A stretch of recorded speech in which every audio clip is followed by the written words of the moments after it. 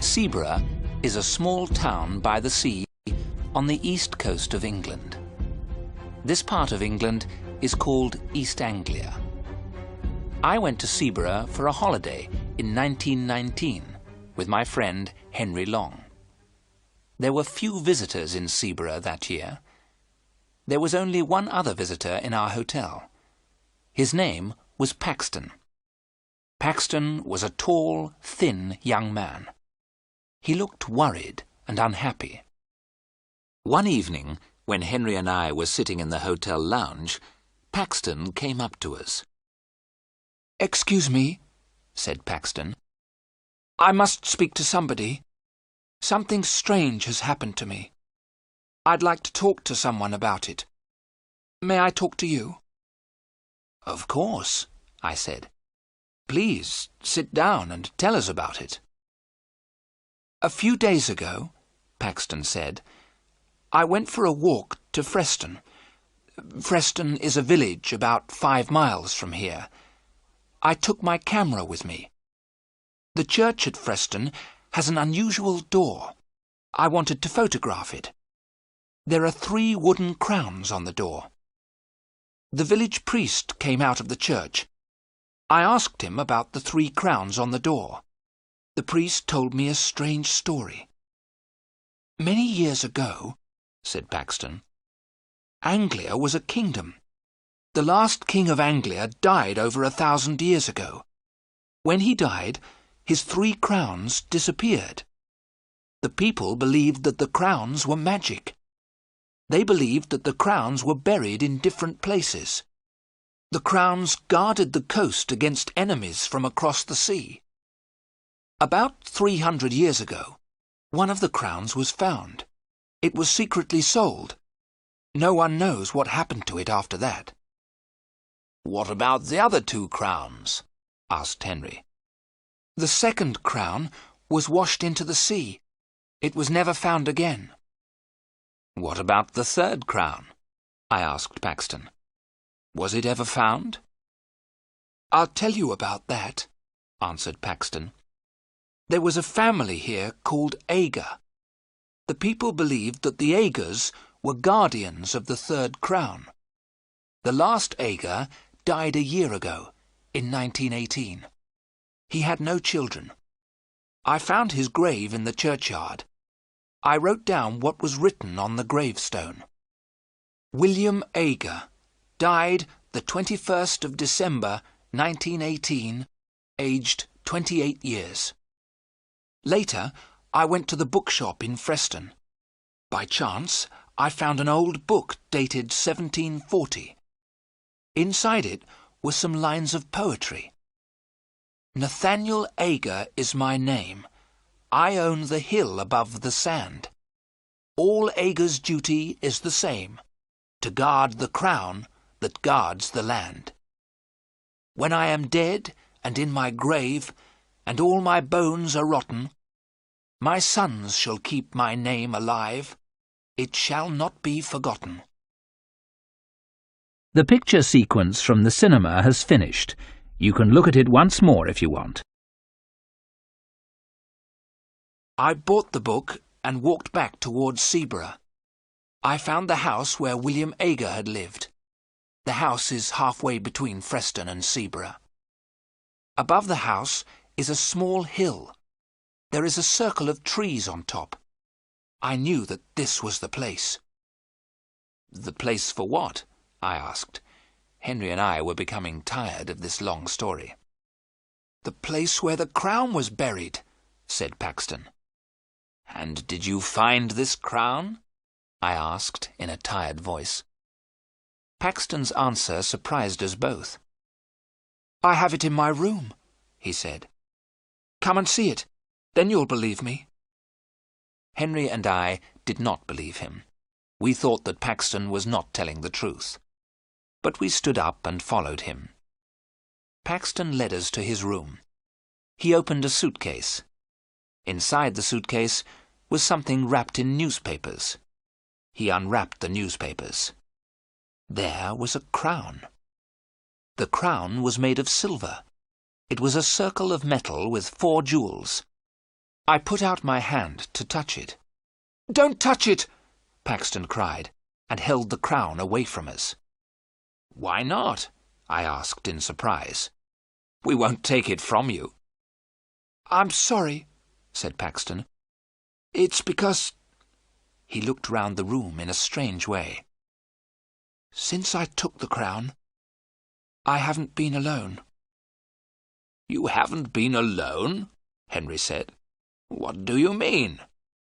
Then Paxton told us more of his story. "After I'd been to Aga's house, I came back here. I got a spade and a lantern. When it was dark, I went back to the hill above the house. I started to dig a hole at the top of the hill, in the centre of the circle of trees. As I was digging," Paxton went on, "I was sure someone was watching me.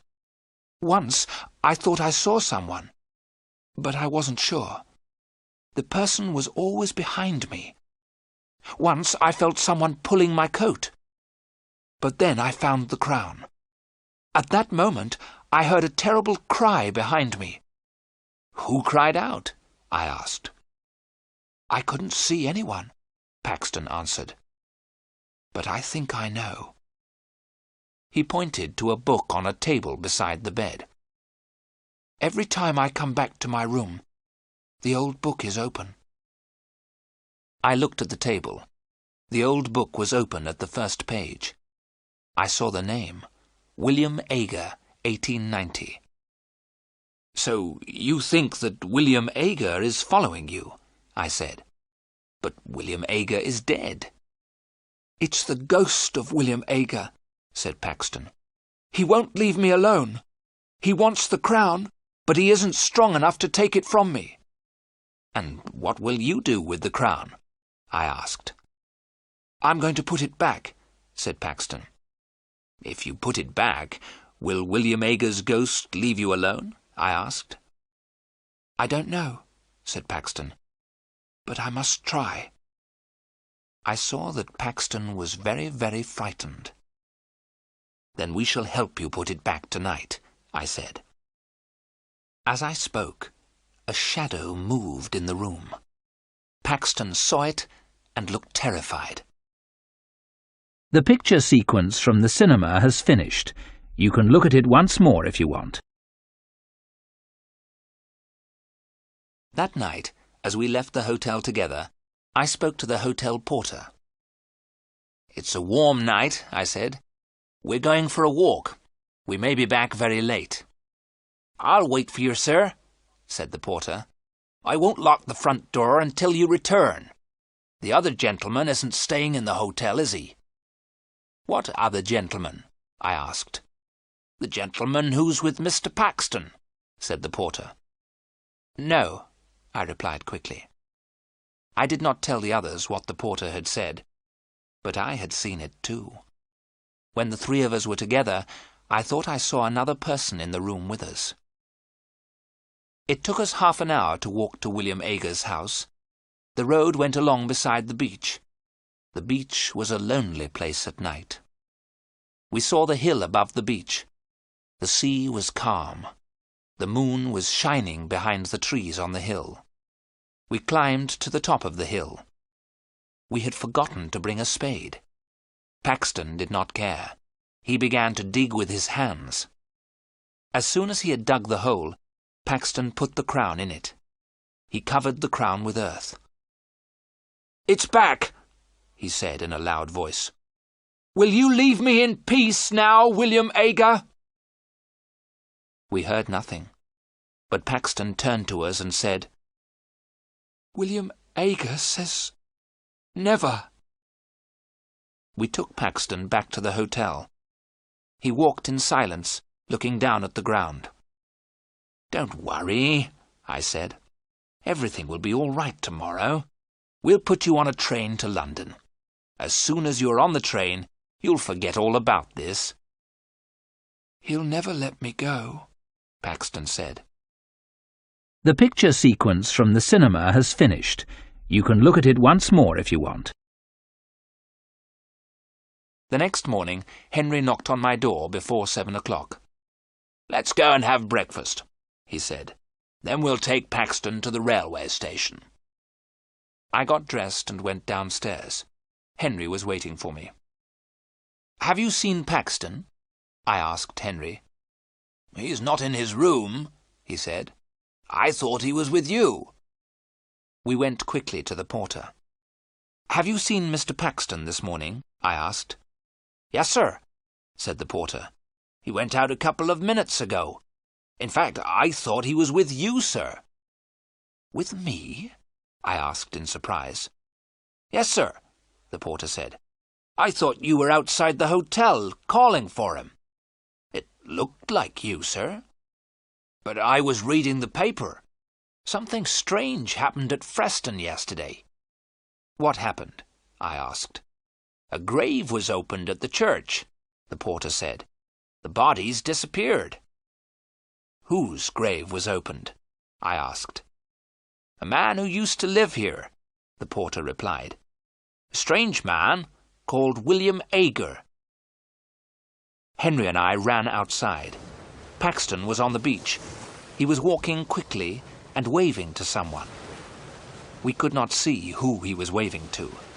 There was a thick mist coming from the sea. As we ran after Paxton, the mist became thicker. In a few seconds, we could not see Paxton, but we saw his footprints in the wet sand. The marks of his shoes were clear. There were other marks in the sand. They were made by someone who was not wearing shoes. The marks were strange. They were the shape of feet, but they were feet without flesh, only bone. We called Paxton's name. We thought we heard Paxton call our names. Then we heard a long and horrible scream. I shall never forget the sound of that scream in the mist.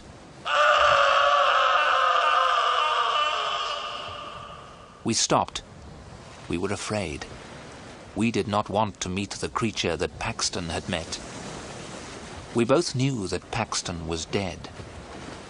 We walked forward slowly. A few yards away, we found Paxton's body. His mouth was full of sand and stones. His neck was broken. We heard a strange laugh in the mist. It was not the laugh of a living man. Henry and I were terribly afraid.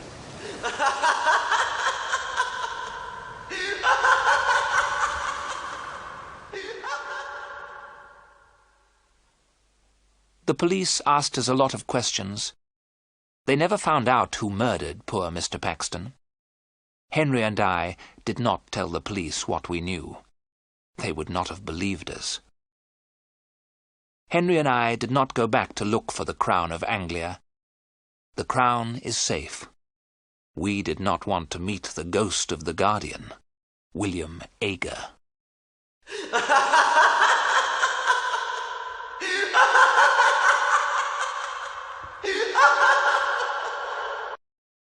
The picture sequence from the cinema has finished. You can look at it once more if you want.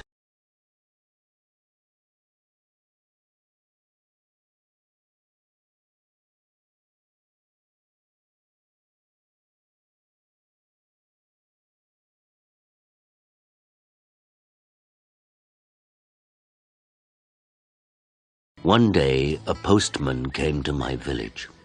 The postman brought me a letter from my son, Saul. "Is your name Adam?" the postman asked. "Yes," I said. "I've got a letter for you." The postman read the envelope. "Adam of the village of Minta." "A letter for me? Who is it from?" I asked. The postman looked at the envelope again. "From Saul," he said. He gave me the letter and walked away. "Martha! Martha!" I called to my wife. "Come here! We have a letter from our son Saul." Martha came out and looked at the letter. She was excited, but she was also worried. "A letter from Saul?" she said. Is he alive and well? I'm going to find the school teacher. He can read the letter. There was no school 50 years ago, so I cannot read or write. I live in a small village. The only work is farming. My only son, Saul, left the village 2 years ago, and my 3 daughters are married. Saul is making a lot of money in a foreign country. Martha and the schoolteacher came back. A lot of other people came. Everyone wanted to hear my letter. The schoolteacher opened the envelope and read the letter.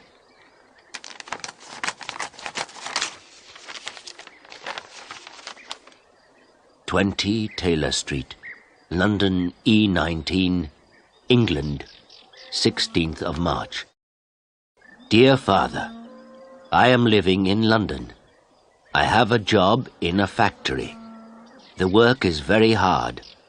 I often work at night, but the pay is good. I am well, and I live with people from my country. I am sending you £100 in this letter. This is for you and my mother. Love to you and mother, Saul." £100, I said to the schoolteacher. "You're wrong. It's a mistake." "No," the schoolteacher said. "I'm not wrong. It's not a mistake. Here is the money." And he gave me a piece of paper. "What is this?" I asked. "A money order," the schoolteacher said. "Go to Darpur.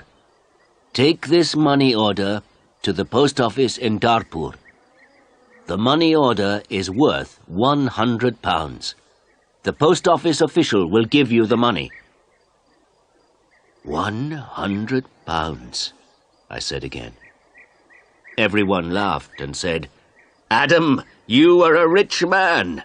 You can buy many things for your farm and for your house. And I can buy some good food and drink in Darpur. I am going to give a party for you all," I told my friends. Martha said, "Saul is a good son."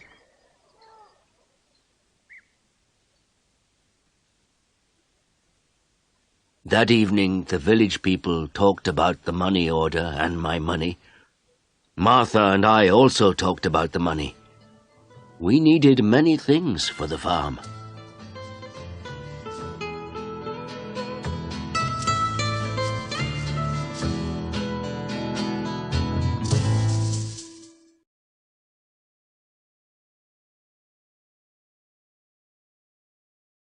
The next morning, I got up very early. It was dark and everyone was asleep, but I was going to Darpur. I washed and dressed carefully. I put on my best clothes and I carried my best stick. I put the money order carefully in my pocket and I said goodbye to Martha. I walked 10 miles to the main road. I sat down at the main road and ate my breakfast. I waited for the bus. I waited for 2 hours. Then the bus came and I got on.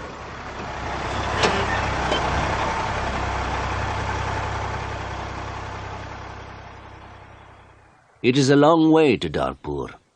The bus takes 3 hours.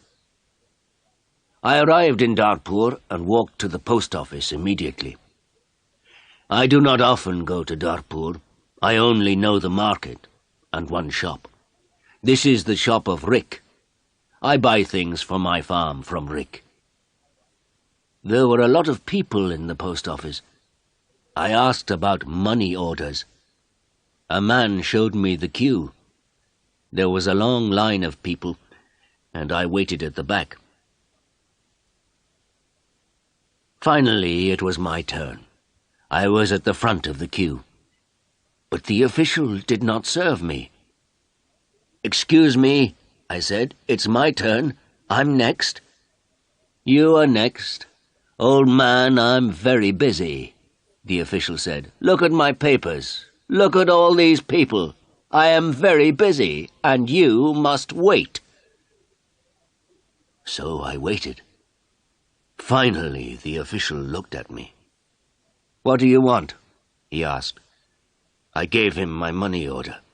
"This is my money order for £100, I replied. The official held out his hand. "Identity card?" he said.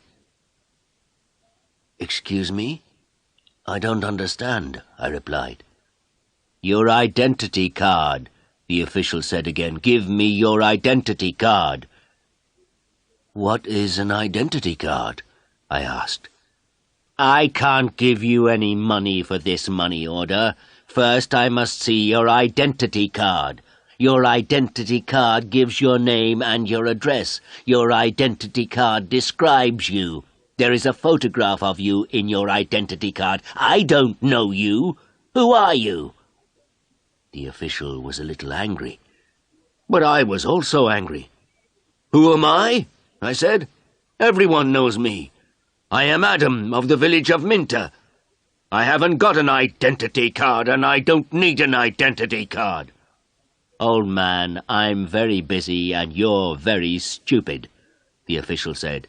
"Who are you? Where is Minter?" "Give me my money. Give me my £100, I said. The official looked angry and said, "Show me your identity card. I don't know you."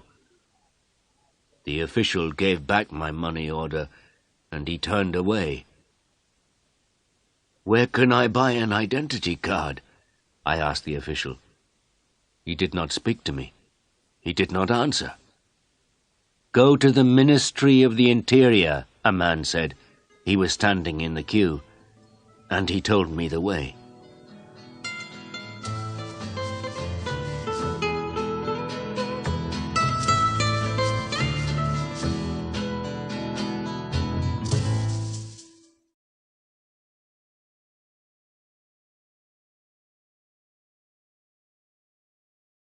I walked to the Ministry of the Interior.